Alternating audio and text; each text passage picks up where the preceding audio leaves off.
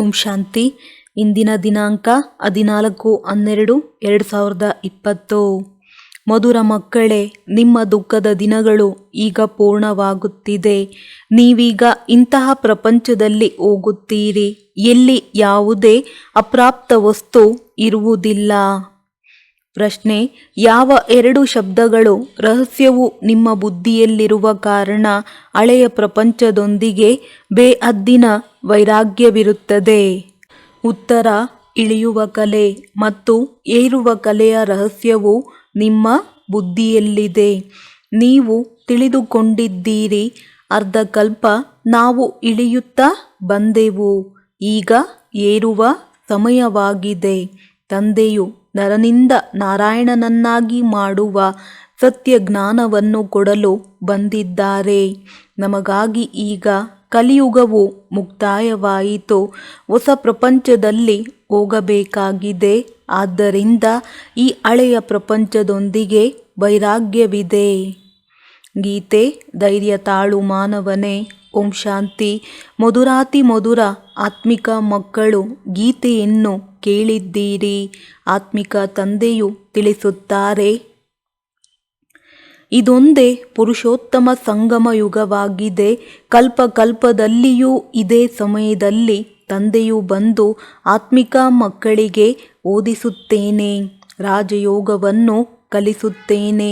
ತಂದೆಯು ಆತ್ಮಿಕ ಮಕ್ಕಳಿಗೆ ತಿಳಿಸುತ್ತಾರೆ, ಮಾನವ ಅರ್ಥಾತ್ ಏ ಆತ್ಮವೇ ಧೈರ್ಯ ತಾಳು ಎಂದು ತಂದೆಯು ಆತ್ಮಗಳೊಂದಿಗೆ ಮಾತನಾಡುತ್ತಾರೆ. ಈ ಶರೀರದ ಮಾಲೀಕನು ಆತ್ಮನಾಗಿದೆ. ಆತ್ಮವೇ ಹೇಳುತ್ತದೆ, ನಾನು ಅವಿನಾಶಿ ಆತ್ಮನಾಗಿದ್ದೇನೆ. ಈ ನನ್ನ ಶರೀರವು ವಿನಾಶಿಯಾಗಿದೆ. ಆತ್ಮಿಕ ತಂದೆಯು ತಿಳಿಸುತ್ತಾರೆ, ನಾನು ಒಂದೇ ಬಾರಿ ಕಲ್ಪದ ಸಂಗಮ ಯುಗದಲ್ಲಿ ಬಂದು ನೀವು ಮಕ್ಕಳಿಗೆ ಧೈರ್ಯ ಕೊಡುತ್ತೇನೆ. ಈಗ ಸುಖದ ದಿನಗಳು ಬರುತ್ತಿವೆ. ಈಗ ನೀವು ದುಃಖಧಾಮ ರೌರವ ನರ್ಕದಲ್ಲಿದ್ದೀರಿ. ಕೇವಲ ನೀವಷ್ಟೇ ಅಲ್ಲ, ಇಡೀ ಪ್ರಪಂಚವು ರೌರವ ನರ್ಕದಲ್ಲಿದೆ. ನೀವು ಮಕ್ಕಳು ಯಾರು ನನ್ನವರಾಗಿದ್ದೀರೋ ಅವರೆಲ್ಲರೂ ರೌರವ ನರ್ಕದಿಂದ ಹೊರಬಂದು ಸ್ವರ್ಗದಲ್ಲಿ ಹೋಗುತ್ತಿದ್ದೀರಿ. ಸತ್ಯ, ತ್ರೇತ, ದ್ವಾಪರ ಯುಗವೂ ಕಳೆಯಿತು, ಕಲಿಯುಗವು ನಿಮಗಾಗಿ ಕಳೆದು ಹೋಯಿತು. ನಿಮಗೆ ಇದು ಪುರುಷೋತ್ತಮ ಸಂಗಮ ಯುಗವಾಗಿದೆ. ನೀವೀಗ ತಮೋಪ್ರಧಾನರಿಂದ ಸತೋಪ್ರಧಾನರಾಗುತ್ತಿದ್ದೀರಿ. ಆತ್ಮವು ಯಾವಾಗ ಸತೋಪ್ರಧಾನವಾಗಿ ಬಿಡುವುದೋ ಆಗ ಈ ಶರೀರವನ್ನು ಬಿಟ್ಟು ಬಿಡುವುದು. ಸತೋಪ್ರಧಾನ ಆತ್ಮಕ್ಕೆ ಸತ್ಯಯುಗದಲ್ಲಿ ಹೊಸ ಶರೀರ ಬೇಕು, ಅಲ್ಲಿ ಎಲ್ಲವೂ ಹೊಸದಾಗಿರುತ್ತದೆ. ತಂದೆಯು ತಿಳಿಸುತ್ತಾರೆ, ಮಕ್ಕಳೇ, ಈಗ ದುಃಖಧಾಮದಿಂದ ಸುಖಧಾಮದಲ್ಲಿ ಹೋಗಬೇಕಾಗಿದೆ. ಅದಕ್ಕಾಗಿ ಪುರುಷಾರ್ಥ ಮಾಡಬೇಕಾಗಿದೆ. ಸುಖಧಾಮದಲ್ಲಿ ಈ ಲಕ್ಷ್ಮೀ ನಾರಾಯಣರ ರಾಜ್ಯವಿತ್ತು. ನೀವು ನರನಿಂದ ನಾರಾಯಣನಾಗುವ ಪುರುಷಾರ್ಥ ಮಾಡುತ್ತೀರಿ. ಇದು ನರನಿಂದ ನಾರಾಯಣನಾಗುವ ಸತ್ಯ ಜ್ಞಾನವಾಗಿದೆ. ಭಕ್ತಿ ಮಾರ್ಗದಲ್ಲಿ ಪ್ರತಿ ಹುಣ್ಣಿಮೆಯ ದಿನದಂದು ಕಥೆಯನ್ನು ಕೇಳುತ್ತಾ ಬಂದಿದ್ದೀರಿ. ಆದರೆ ಅದು ಭಕ್ತಿ ಮಾರ್ಗವಾಗಿದೆ, ಅದಕ್ಕೆ ಸತ್ಯ ಮಾರ್ಗವೆಂದು ಹೇಳುವುದಿಲ್ಲ. ಜ್ಞಾನ ಮಾರ್ಗವು ಸತ್ಯವಾದ ಮಾರ್ಗವಾಗಿದೆ. ನೀವು ಏಣಿಯನ್ನು ಇಳಿಯುತ್ತಾ ಅಸತ್ಯ ಖಂಡದಲ್ಲಿ ಬರುತ್ತೀರಿ. ಈಗ ನಿಮಗೆ ತಿಳಿದಿದೆ, ಸತ್ಯ ತಂದೆಯಿಂದ ನಾವು ಈ ಜ್ಞಾನವನ್ನು ಪಡೆದು 21 ಜನ್ಮಗಳು ದೇವಿ ದೇವತೆಗಳಾಗುತ್ತೇವೆ. ನಾವೇ ಆಗಿದ್ದೆವು.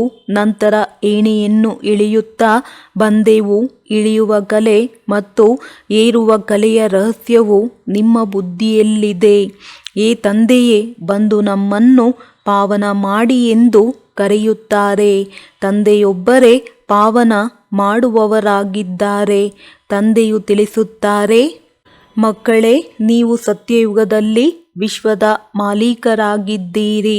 ಬಹಳ ಧನವಂತ, ಬಹಳ ಸುಖಿಯಾಗಿದ್ದೀರಿ. ಇನ್ನು ಸ್ವಲ್ಪ ಸಮಯವಿದೆ. ಹಳೆಯ ಪ್ರಪಂಚದ ವಿನಾಶವು ಸನ್ಮುಖದಲ್ಲಿ ನಿಂತಿದೆ. ಹೊಸ ಪ್ರಪಂಚದಲ್ಲಿ ಒಂದು ರಾಜ್ಯ, ಒಂದು ಭಾಷೆ ಇತ್ತು. ಅದಕ್ಕೆ ಅದ್ವೈತ್ಯ ರಾಜ್ಯವೆಂದು ಹೇಳಲಾಗುತ್ತದೆ. ಈಗ ಎಷ್ಟೊಂದು ದ್ವೈತವಿದೆ, ಅನೇಕ ಭಾಷೆಗಳಿವೆ. ಹೇಗೆ ಮಾನವ ವಂಶವೃಕ್ಷವು ವೃದ್ಧಿಯಾಗುತ್ತಾ ಹೋಗುತ್ತದೆ, ಹಾಗೆಯೇ ಭಾಷೆಗಳ ವೃಕ್ಷವೂ ಸಹ ವೃದ್ಧಿಯಾಗುತ್ತಾ ಹೋಗುತ್ತದೆ. ನಂತರ ಸತ್ಯಯುಗದಲ್ಲಿ ಒಂದೇ ಭಾಷೆ ಇರುತ್ತದೆ.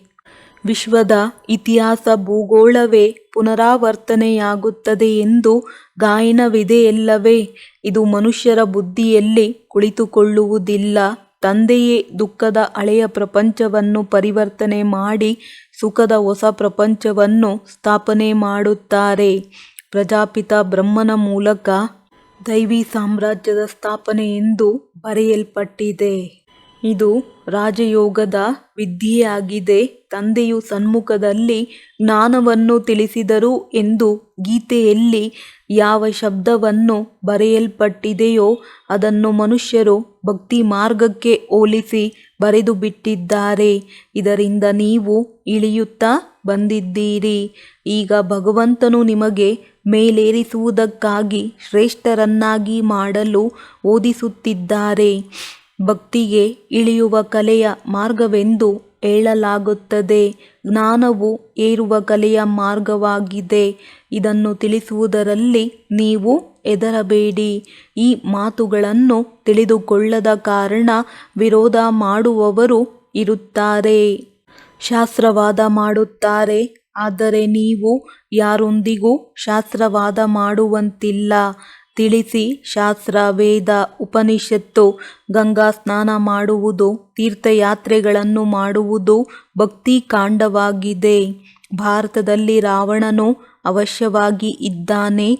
ಅವರ ಪ್ರತಿಮೆಯನ್ನು ಸುಡುತ್ತಾರೆ. ಹಾಗೆ ನೋಡಿದರೆ ಶತ್ರುಗಳ ಪ್ರತಿಮೆಯನ್ನು ಸುಡುತ್ತಾರೆ ಅಲ್ಪಕಾಲಕ್ಕಾಗಿ. ಆದರೆ ಈ ಒಬ್ಬ ರಾವಣನ ಪ್ರತಿಮೆಯನ್ನು ಪ್ರತಿ ವರ್ಷವೂ ಸುಡುತ್ತಾ ಬರುತ್ತಾರೆ.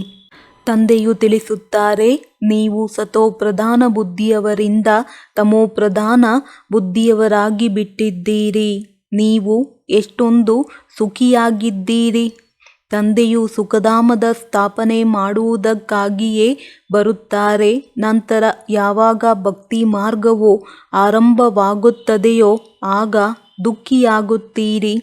ನಂತರ ಸುಖದಾತನನ್ನು ನೆನಪು ಮಾಡತೊಡಗುತ್ತಾರೆ. ಅದು ನಾಮ ಮಾತ್ರ, ಏಕೆಂದರೆ ಅವರನ್ನು ತಿಳಿದುಕೊಂಡಿರುವುದಿಲ್ಲ. ಗೀತೆಯಲ್ಲಿ ಹೆಸರನ್ನೇ ಬದಲಾಯಿಸಿ ಬಿಟ್ಟಿದ್ದಾರೆ. ಮೊಟ್ಟಮೊದಲಿಗೆ ನೀವು ಇದನ್ನು ತಿಳಿಸಿ. ಸರ್ವಶ್ರೇಷ್ಠನು ಭಗವಂತ ಒಬ್ಬರೇ ಆಗಿದ್ದಾರೆ.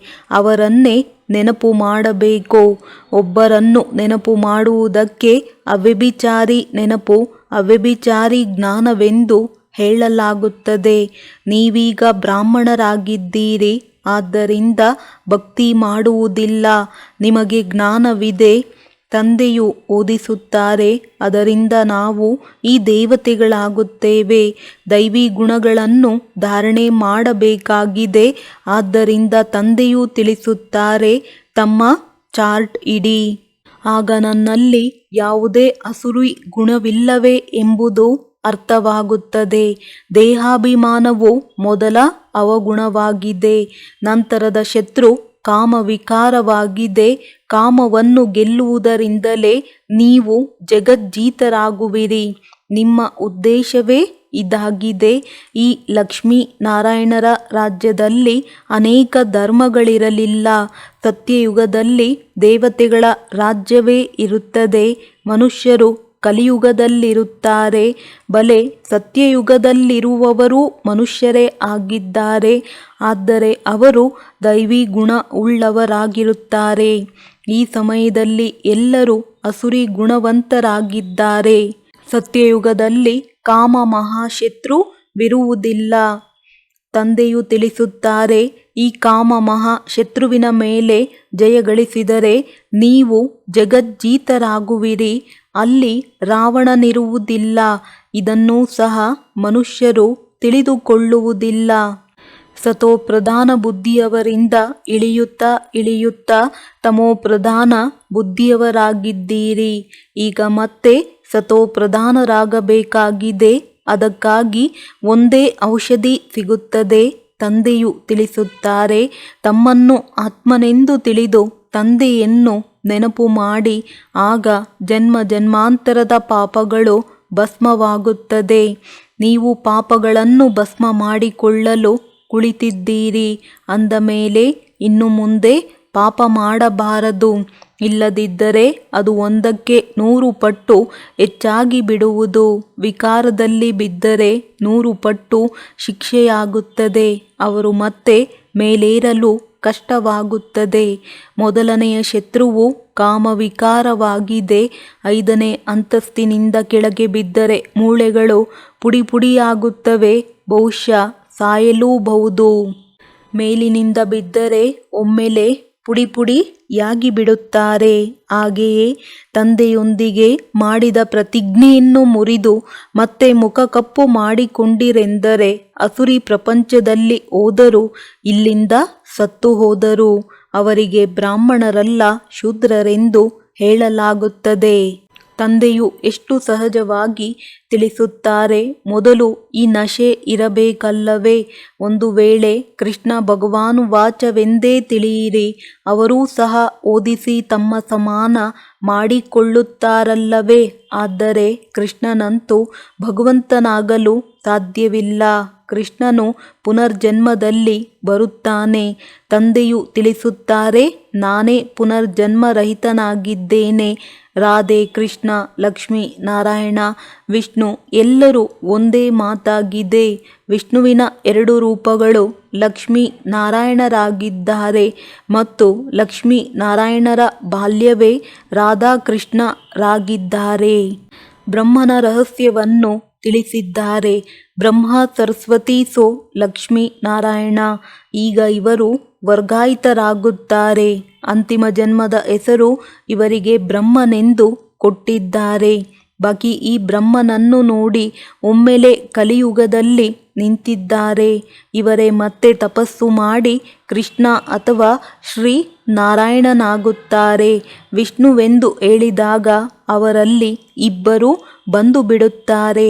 ಬ್ರಹ್ಮನ ಮಗಳು ಸರಸ್ವತಿಯಾಗಿದ್ದಾರೆ. ಈ ಮಾತುಗಳನ್ನು ಯಾರೂ ತಿಳಿದುಕೊಳ್ಳಲು ಸಾಧ್ಯವಿಲ್ಲ. ಬ್ರಹ್ಮನಿಗೂ 4 ಭುಜಗಳನ್ನು ತೋರಿಸುತ್ತಾರೆ. ಏಕೆಂದರೆ ಪ್ರವೃತ್ತಿ ಮಾರ್ಗವಲ್ಲವೇ? ನಿವೃತ್ತಿ ಮಾರ್ಗದವರು ಈ ಜ್ಞಾನವನ್ನು ಕೊಡಲು ಸಾಧ್ಯವಿಲ್ಲ. ಅನೇಕರನ್ನು ವಿದೇಶದಿಂದ ಕರೆದುಕೊಂಡು ಬರುತ್ತಾರೆ. ನಾವು ಪ್ರಾಚೀನ ರಾಜಯೋಗವನ್ನು ಕಲಿಯೋಣವೆಂದು. ಆದರೆ ಸನ್ಯಾಸಿಗಳು ರಾಜಯೋಗವನ್ನು ಕಲಿಸಲು ಸಾಧ್ಯವಿಲ್ಲ. ಈಗ ಈಶ್ವರನು ಬಂದಿದ್ದಾರೆ. ನೀವೀಗ ಈಶ್ವರನ ಮಕ್ಕಳು, ಈಶ್ವರಿಯ ಸಂಪ್ರದಾಯದವರಾಗಿದ್ದೀರಿ. ಈಶ್ವರನು ನಿಮಗೆ ಓದಿಸಲು ಬಂದಿದ್ದಾರೆ. ರಾಜಯೋಗವನ್ನು ಕಲಿಸುತ್ತಿದ್ದಾರೆ. ಅವರು ನಿರಾಕಾರನಾಗಿದ್ದಾರೆ. ಬ್ರಹ್ಮರವರ ಮೂಲಕ ನಿಮ್ಮನ್ನು ತನ್ನವರನ್ನಾಗಿ ಮಾಡಿಕೊಂಡಿದ್ದಾರೆ. ನೀವು ಅವರಿಗೆ ಬಾಬಾ ಬಾಬಾ ಎಂದು ಹೇಳುತ್ತೀರಿ. ಈ ಬ್ರಹ್ಮರವರು ಮಧ್ಯವರ್ತಿಯಾಗಿದ್ದಾರೆ. ಭಾಗ್ಯಶಾಲಿ ರಥವಾಗಿದ್ದಾರೆ. ಇವರ ಮೂಲಕ ತಂದೆಯು ನಿಮಗೆ ಓದಿಸುತ್ತಾರೆ. ನೀವು ಸಹ ಪತಿತರಿಂದ ಪಾವನರಾಗುತ್ತೀರಿ. ಮನುಷ್ಯರಿಂದ ದೇವತೆಗಳನ್ನಾಗಿ ಮಾಡಲು ತಂದೆಯು ಓದಿಸುತ್ತಾರೆ. ಈಗಂತೂ ರಾವಣ ರಾಜ್ಯ ಅಸುರಿ ಸಂಪ್ರದಾಯವಿದೆಯಲ್ಲವೇ? ನೀವೀಗ ಈಶ್ವರಿಯ ಸಂಪ್ರದಾಯದವರಾಗಿದ್ದೀರಿ. ನಂತರ ದೈವಿ ಸಂಪ್ರದಾಯದವರಾಗುತ್ತೀರಿ. ನೀವೀಗ ಪುರುಷೋತ್ತಮ ಸಂಗಮ ಯುಗದಲ್ಲಿದ್ದೀರಿ. ಪಾವನರಾಗುತ್ತಿದ್ದೀರಿ. ಆ ಸನ್ಯಾಸಿಗಳಾದರೆ ಮನೆ ಮಠವನ್ನು ಬಿಟ್ಟು ಹೋಗುತ್ತಾರೆ. ಇಲ್ಲಿ ತಂದೆಯು ತಿಳಿಸುತ್ತಾರೆ, ಬಲೆ ಸ್ತ್ರೀ ಪುರುಷರು ಮನೆಯಲ್ಲಿ ಒಟ್ಟಿಗೆ ಇರಿ. ಆದರೆ ಸ್ತ್ರೀಯು ನಾಗಿಣಿಯಾಗಿದ್ದಾಳೆ. ಆದ್ದರಿಂದ ನಾವು ಅವರಿಂದ ಬೇರೆಯಾದರೆ ಮುಕ್ತರಾಗಿ ಬಿಡುತ್ತೇವೆಂದು ತಿಳಿಯಬೇಡಿ. ನೀವು ಓಡಿ ಹೋಗುವಂತಿಲ್ಲ. ಅದು ಹದ್ದಿನ ಸನ್ಯಾಸವಾಗಿದೆ. ಆದ್ದರಿಂದ ಅವರು ಗೃಹಸ್ಥವನ್ನು ಬಿಡಿಸುತ್ತಾರೆ. ನೀವು ಇಲ್ಲಿಯೇ ಕುಳಿತಿದ್ದೀರಿ. ಆದರೆ ನಿಮಗೆ ಈ ವಿಕಾರಿ ಪ್ರಪಂಚದೊಂದಿಗೆ ವೈರಾಗ್ಯವಿದೆ. ಇವೆಲ್ಲ ಮಾತುಗಳನ್ನು ನೀವು ಚೆನ್ನಾಗಿ ಧಾರಣೆ ಮಾಡಿಕೊಳ್ಳಬೇಕಾಗಿದೆ, ಬರೆದಿಟ್ಟುಕೊಳ್ಳಬೇಕು ಮತ್ತು ವ್ರತವನ್ನಿಡಬೇಕಾಗಿದೆ. ದೈವಿ ಗುಣಗಳನ್ನು ಧಾರಣೆ ಮಾಡಿಕೊಳ್ಳಬೇಕಾಗಿದೆ. ಶ್ರೀಕೃಷ್ಣನು ಗುಣಗಾಯನ ಮಾಡುತ್ತಾರಲ್ಲವೇ, ಇದು ನಿಮ್ಮ ಗುರಿ ಧ್ಯೇಯವಾಗಿದೆ. ತಂದೆಯು ಆ ರೀತಿ ಆಗುವುದಿಲ್ಲ. ನಿಮ್ಮನ್ನು ಮಾಡುತ್ತಾರೆ ಮತ್ತೆ ಅರ್ಧಕಲ್ಪದ ನಂತರ ನೀವು ತಮೋಪ್ರಧಾನರಾಗುತ್ತೀರಿ. ನಾನಾಗುವುದಿಲ್ಲ, ಈ ಬ್ರಹ್ಮರವರು ಆಗುತ್ತಾರೆ. 84 ಜನ್ಮಗಳನ್ನು ಇವರೇ ತೆಗೆದುಕೊಂಡಿದ್ದಾರೆ. ಇವರೂ ಸಹ ಈಗ ಸತೋಪ್ರಧಾನರಾಗಬೇಕಾಗಿದೆ. ಇವರು ಪುರುಷಾರ್ಥಿಯಾಗಿದ್ದಾರೆ. ಹೊಸ ಪ್ರಪಂಚಕ್ಕೆ ಸತೋಪ್ರಧಾನವೆಂದು ಹೇಳುತ್ತಾರೆ. ಪ್ರತಿಯೊಂದು ವಸ್ತು ಮೊದಲು ಸತೋಪ್ರಧಾನ, ನಂತರ ಸತೋ ರಜೋ ತಮೋದಲ್ಲಿ ಬರುತ್ತದೆ. ಚಿಕ್ಕ ಮಕ್ಕಳಿಗೂ ಸಹ ಮಹಾತ್ಮರೆಂದು ಹೇಳಲಾಗುತ್ತದೆ, ಏಕೆಂದರೆ ಅವರಲ್ಲಿ ವಿಕಾರವಿರುವುದಿಲ್ಲ. ಆದ್ದರಿಂದ ಅವರನ್ನು ಹೂಗಳೆಂದು ಹೇಳಲಾಗುತ್ತದೆ. ಸನ್ಯಾಸಿಗಳಿಗಿಂತಲೂ ಚಿಕ್ಕ ಮಕ್ಕಳಿಗೆ ಉತ್ತಮರೆಂದು ಹೇಳಲಾಗುತ್ತದೆ, ಏಕೆಂದರೆ ಸನ್ಯಾಸಿಗಳಾದರೂ ಗೃಹಸ್ಥದ ಅನುಭವ ಮಾಡಿ ನಂತರ ಸನ್ಯಾಸ ಮಾಡುತ್ತಾರೆ. ಪಂಚವಿಕಾರಗಳ ಅನುಭವವಿದೆ, ಆದರೆ ಮಕ್ಕಳಿಗೆ ಏನೂ ತಿಳಿದಿರುವುದಿಲ್ಲ. ಆದ್ದರಿಂದ ಮಕ್ಕಳನ್ನು ನೋಡಿ ಖುಷಿಯಾಗುತ್ತದೆ. ಚೈತನ್ಯ ಹೂಗಳಾಗಿದ್ದಾರೆ. ತಮ್ಮದಂತೂ ಪ್ರವೃತ್ತಿ ಮಾರ್ಗವಾಗಿದೆ. ಈಗ ನೀವು ಮಕ್ಕಳು ಈ ಹಳೆಯ ಪ್ರಪಂಚದಿಂದ ಹೊಸ ಪ್ರಪಂಚದಲ್ಲಿ ಹೋಗಬೇಕಾಗಿದೆ. ಅಮರ ಲೋಕದಲ್ಲಿ ಹೋಗುವುದಕ್ಕಾಗಿ ನೀವೆಲ್ಲರೂ ಪುರುಷಾರ್ಥ ಮಾಡುತ್ತೀರಿ. ಮೃತ್ಯುಲೋಕದಿಂದ ವರ್ಗಾವಣೆಯಾಗುತ್ತೀರಿ. ದೇವತೆಯಾಗಬೇಕಾಗಿದೆ ಅಂದ ಮೇಲೆ ಅದಕ್ಕಾಗಿ ಈಗ ಪರಿಶ್ರಮ ಪಡಬೇಕಾಗಿದೆ. ಪ್ರಜಾಪಿತ ಬ್ರಹ್ಮನ ಮಕ್ಕಳು ಸಹೋದರ ಸಹೋದರಿಯರಾಗಿ ಬಿಡುತ್ತಾರೆ. ಸಹೋದರ ಸಹೋದರಿಯರಂತೂ ಆಗಿದ್ದೀರಲ್ಲವೇ. ಪ್ರಜಾಪಿತ ಬ್ರಹ್ಮನ ಸಂತಾನರು ಪರಸ್ಪರ ಏನಾದರೂ. ಪ್ರಜಾಪಿತ ಬ್ರಹ್ಮನ ಗಾಯನವಿದೆ. ಎಲ್ಲಿಯವರೆಗೆ ಪ್ರಜಾಪಿತ ಬ್ರಹ್ಮನ ಮಕ್ಕಳಾಗುವುದಿಲ್ಲವೋ ಅಲ್ಲಿಯವರೆಗೆ ಸೃಷ್ಟಿಯ ರಚನೆ ಹೇಗಾಗುವುದು?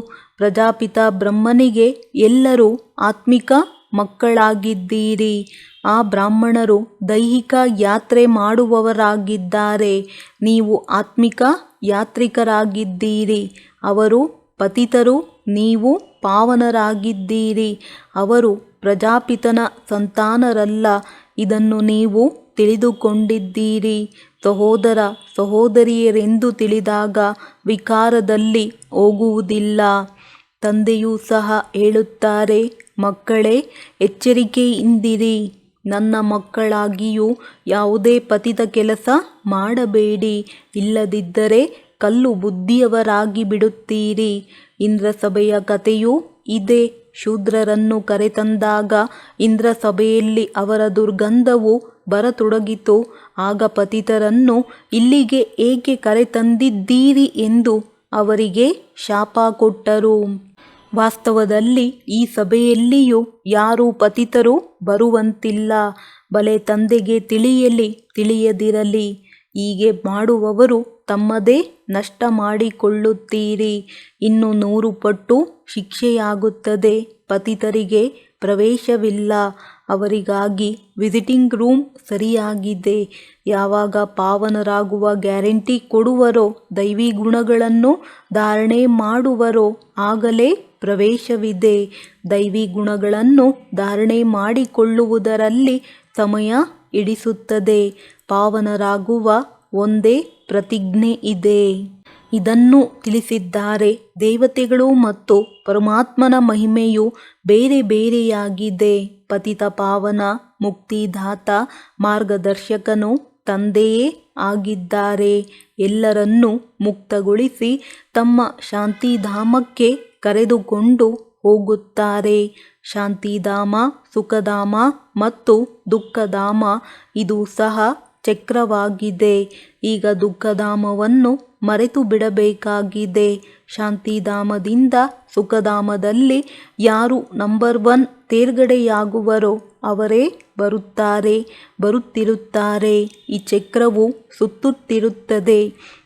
ಅನೇಕ ಆತ್ಮಗಳಿದ್ದಾರೆ. ಎಲ್ಲರ ಪಾತ್ರವು ನಂಬರ್ ವಾರ್ ಆಗಿದೆ. ಎಲ್ಲರೂ ನಂಬರ್ ವಾರ್ ಆಗಿಯೇ ಹೋಗುವರು. ಅದಕ್ಕೆ ಶಿವತಂದೆಯ ವಂಶಾವಳಿ ಅಥವಾ ರುದ್ರಮಾಲೆ ಎಂದು ಹೇಳಲಾಗುತ್ತದೆ. ನಂಬರ್ ವಾರ್ ಹೋಗುತ್ತಾರೆ ಮತ್ತೆ ನಂಬರ್ ವಾರ್ ಆಗಿ ಬರುತ್ತಾರೆ. ಅನ್ಯ ಧರ್ಮದವರದು ಇದೇ ರೀತಿಯಾಗುತ್ತದೆ. ಮಕ್ಕಳಿಗೆ ಪ್ರತಿನಿತ್ಯವೂ ತಿಳಿಸಲಾಗುತ್ತದೆ. ಶಾಲೆಯಲ್ಲಿ ನಿತ್ಯವೂ ಓದುವುದಿಲ್ಲ, ಮುರುಳಿ ಕೇಳುವುದಿಲ್ಲವೆಂದರೆ ಗೈರು ಹಾಜರಿಯಾಗಿಬಿಡುತ್ತದೆ. ವಿದ್ಯೆಯು ಲಿಫ್ಟಂತೂ ಅವಶ್ಯವಾಗಿ ಬೇಕು. ಈಶ್ವರೀಯ ವಿಶ್ವವಿದ್ಯಾಲಯದಲ್ಲಿ ಗೈರು ಹಾಜರಿಯಾಗಬಾರದು. ವಿದ್ಯೆಯು ಎಷ್ಟು ಶ್ರೇಷ್ಠವಾಗಿದೆ. ಇದರಿಂದ ನೀವು ಸುಖಧಾಮದ ಮಾಲೀಕರಾಗುತ್ತೀರಿ. ಅಲ್ಲಂತೂ ದವಸ ಧಾನ್ಯಗಳೆಲ್ಲವೂ ಯಥೇಚ್ಛವಾಗಿರುತ್ತದೆ. ಯಾವುದಕ್ಕೂ ಹಣ ತೊಡಗಿಸಬೇಕಾಗಿಲ್ಲ. ಈಗಂತೂ ಎಷ್ಟೊಂದು ಬೆಲೆ ಏರಿದೆ. 100 ವರ್ಷಗಳಲ್ಲಿ ಎಲ್ಲದರ ಬೆಲೆಯೂ ಎಷ್ಟೊಂದು ಏರಿ ಹೋಗಿದೆ. ಯಾವುದೇ ವಸ್ತುವನ್ನು ಪಡೆಯುವುದಕ್ಕಾಗಿ ಕಷ್ಟಪಡಲು ಅಲ್ಲಿ ಯಾವುದೇ ಅಪ್ರಾಪ್ತ ವಸ್ತುವಿರುವುದಿಲ್ಲ. ಅದು ಸುಖಧಾಮವಾಗಿದೆ. ನೀವೀಗ ಅಲ್ಲಿಗೆ ಹೋಗಲು ತಯಾರು ಮಾಡಿಕೊಳ್ಳುತ್ತಿದ್ದೀರಿ. ನೀವು ಭಿಕ್ಷುಕರಿಂದ ರಾಜಕುಮಾರರಾಗುತ್ತೀರಿ. ಸಾಹುಕಾರರು ತಮ್ಮನ್ನು ಭಿಕ್ಷುಕರೆಂದು ತಿಳಿಯುವುದಿಲ್ಲ. ಒಳ್ಳೆಯದು. ಮಧುರಾತಿ ಮಧುರ ಹಗಲಿ ಹೋಗಿ ಮರಳಿ ಸಿಕ್ಕಿರುವ ಮಕ್ಕಳ ಪ್ರತಿ ಮಾತ್ಪಿತಾ ಬಾಪ್ದಾದಾರವರ ನೆನಪು, ಪ್ರೀತಿ ಹಾಗೂ ಸುಪ್ರಭಾತ. ಆತ್ಮಿಕ ಮಕ್ಕಳಿಗೆ ಆತ್ಮಿಕ ತಂದೆಯ ನಮಸ್ತೆ. ಧಾರಣೆಗಾಗಿ ಮುಖ್ಯ ಸಾರ. ಮೊದಲನೆಯದು, ತಂದೆಯೊಂದಿಗೆ ಯಾವ ಸಂಪೂರ್ಣ ಪಾವನರಾಗುವ ಪ್ರತಿಜ್ಞೆಯನ್ನು ಮಾಡಿದ್ದೀರಿ ಅದನ್ನು ಎಂದೂ ಮುರಿಯಬಾರದು. ಬಹಳ ವ್ರತವನ್ನಿಟ್ಟುಕೊಳ್ಳಬೇಕಾಗಿದೆ. ತಮ್ಮ ಚಾರ್ಟನ್ನು ನೋಡಿಕೊಳ್ಳಬೇಕು. ನನ್ನಲ್ಲಿ ಯಾವುದೇ ಅವಗುಣವಿಲ್ಲವೇ?